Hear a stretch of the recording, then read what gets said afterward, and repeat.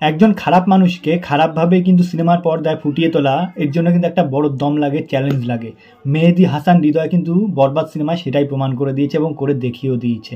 নমস্কার বন্ধুরা, সম্রাট ফিল্ম রিভিউ চ্যানেলে সবাইকে স্বাগত। তো এখন আলোচনা করব বরবাদ সিনেমাটি কেমন হলো সেইটি নিয়ে। তো প্রথমেই বলে রাখি, আমরা চিরদিন দেখে এসেছি একজন নায়ক সে কিন্তু চিরদিন ভালো ক্যারেক্টারের অভিনয় করেছে। ধরুন রঞ্জিত মল্লিক, আমাদের দেশের রঞ্জিত মল্লিক বা বাংলাদেশের রাজ্জাক চিরদিন ভালো ক্যারেক্টারের অভিনয় করেছে। তাকে খারাপ চরিত্রে, নেগেটিভ চরিত্রে কোনো মতেই সিনেমার পর্দায় দেওয়া যাবে না বা অভিনয় করানো যাবে না। এটি একটি প্রথা কিন্তু যুগ যুগ ধরে চলে আসছে। কিন্তু এই নিয়মকে বদলে দিয়ে যে একজন খারাপ ক্যারেক্টারের মানুষ সে তো হঠাৎ করে দুম করে ভালো হয়ে যাবে না বা এরকম করে ভালো হয়ে যায়ও না। তো সেই মানুষটিকে সেইভাবেই কিন্তু সিনেমার পর্দায় প্রথম থেকে শেষ পর্যন্ত ধরে রাখা কিন্তু একটা চ্যালেঞ্জের বিষয়। একজন নায়ক, ধরুন শাকিব খান, যেহেতু বরবাদ সিনেমার নায়ক হচ্ছে শাকিব খান, সে যে একদম ধোয়া তুলসী পাতা হয়ে যাবে পরবর্তীকালে। প্রথমে আমরা অনেক সিনেমায় দেখেছি, প্রথমে কিন্তু খারাপভাবে দেখানো হচ্ছে, নেগেটিভ চরিত্রে দেখানো হচ্ছে, পরে আস্তে আস্তে দেখানো হচ্ছে যে তার গল্পের কারণে, তার ব্যাকগ্রাউন্ড জীবনের কারণে কিন্তু সে প্রথমে খারাপ ছিল, পরে ভালো হয়ে যায়। এরকম কিন্তু এই বরবাদ সিনেমায় একেবারেই দেখানো হয়নি।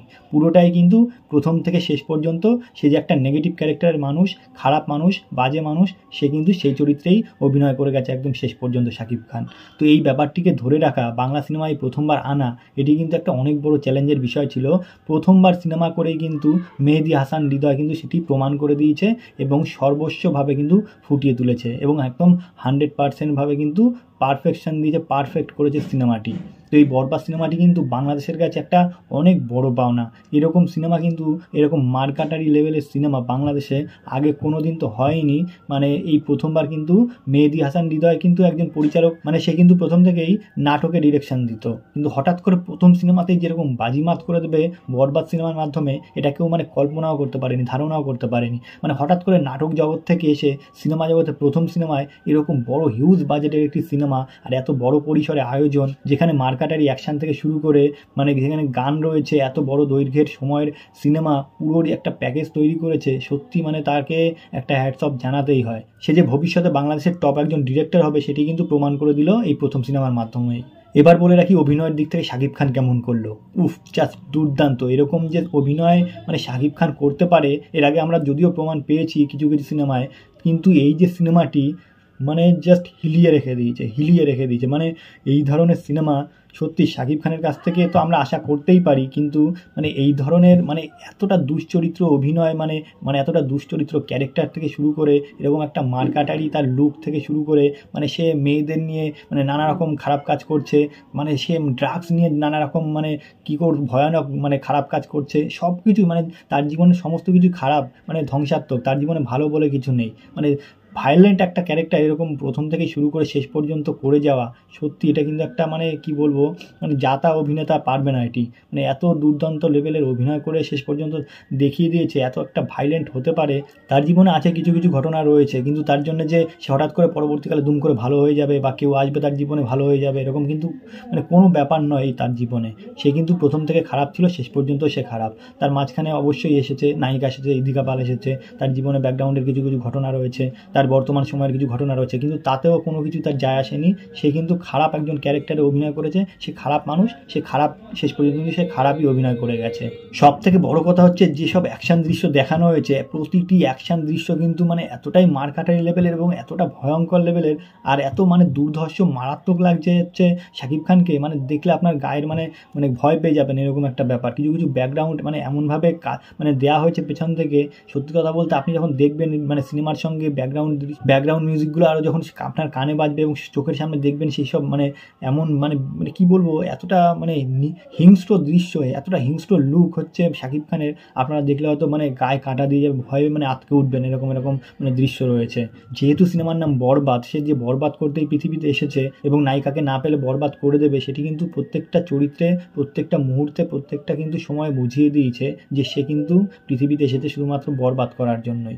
তার কাছে ভালো মন্দ তার কাছে কোনো বিচার বিবেচনা নেই। সে যেটি ঠিক মনে করবে সেটি করে ছাড়বে। তার জন্য কিন্তু পৃথিবীতে কাউকে তোয়াক্কা করবে না, কাউকে পরোয়া করবে না। এটি কিন্তু তার ক্যারেক্টারের মূল বৈশিষ্ট্য। এবার বলি সিনেমাটির কাহিনী কেমন হলো। দেখুন, সত্যি কথা বলতে কাহিনী এতটাও পারফেক্ট নয়, এতটা পারফেকশন দিতে পারেনি কাহিনী, কিন্তু কাহিনীটি বড় কথা নয়। এই যে কি বলবো, এই নর্মাল সিনেমা করা, পান্তা ভাতের মতো সিনেমা করার বিরুদ্ধে এটি একটি কিন্তু লড়াই বা যুদ্ধ।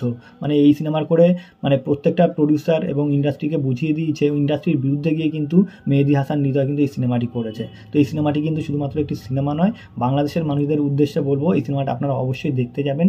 নাহলে কিন্তু এই যে আমাদের দেশে যেমন সাউথে মানে সাউথ ইন্ডাস্ট্রিতে যেসব সিনেমা হয়, এরকম সিনেমার মাধ্যমেই কিন্তু মানে ইন্ডাস্ট্রি তাদের অনেক এগিয়ে গেছে এবং তাদের ইন্ডাস্ট্রি কিন্তু বর্তমান সময় ভারতবর্ষের 1 নম্বরে চলছে।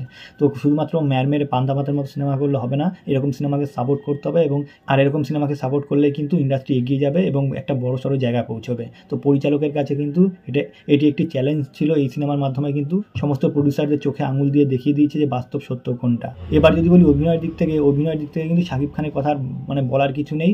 মানে সে কিন্তু দেখিয়ে দিয়েছে যে কত বড় মাপের সে অভিনেতা এবং বিভিন্ন ক্যারেক্টারে সে কতটা ফুটিয়ে তুলতে পারে, সেটি কিন্তু আবার একবার প্রমাণ করে দিল। এবার ইদিকা পাল কিন্তু তার নিজের জায়গায় মোটামুটি ভালোই অভিনয় করেছে, মানে তার যতটুকু করার দরকার সে কিন্তু বুঝিয়ে দিয়েছে, ফাটিয়ে দিয়েছে। এবার বলি যিশু সেনগুপ্তর কথা। যিশু সেনগুপ্ত কিন্তু এই মানে সিনেমার একটা অত্যন্ত ভাইটাল ক্যারেক্টারে অভিনয় করেছে, মানে যে না থাকলে কিন্তু এই সিনেমাটা পরিণতি পেত না। মানে এরকম একটা ক্যারেক্টার, মানে সে কিন্তু মানে বিপরীতমুখী, মানে একটা টক্করে অভিনয় করেছে শাকিব খান ভার্সেস যিশু সেনগুপ্ত।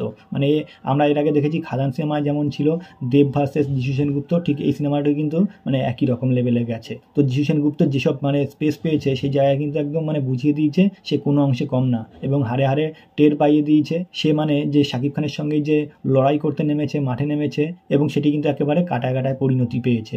তো এই সিনেমাটি কিন্তু অবশ্যই দেখতে যাবেন বাংলাদেশি দর্শকরা, এখনও যারা দেখেননি। মানে সিনেমাটি কিন্তু জাস্ট ফাটাফাটি লেভেলের সিনেমা হয়েছে, মানে কি বলবো, রক্ত হিম করে দেওয়ার মতো সিনেমা হয়েছে। তো আর বেশি কিছু বলবো না, এই সিনেমা নিয়ে এটুকুই বলার ছিল। যারা এখনও দেখেননি অবশ্যই যান, দেখুন সিনেমা হলে গিয়ে অবশ্যই দেখবেন সিনেমাটিকে আরও সফল করে তুলুন এবং অবশ্যই মানে সিনেমাটিকে কিন্তু একটা বড় সড়ো ব্যবসা দিন। তো যাই হোক, ভিডিওটি এখানে শেষ করলাম। ভিডিওটি যদি ভালো লাগে অবশ্যই লাইক, কমেন্ট এবং শেয়ার করবেন এবং অবশ্যই সাবস্ক্রাইব করবেন। নমস্কার।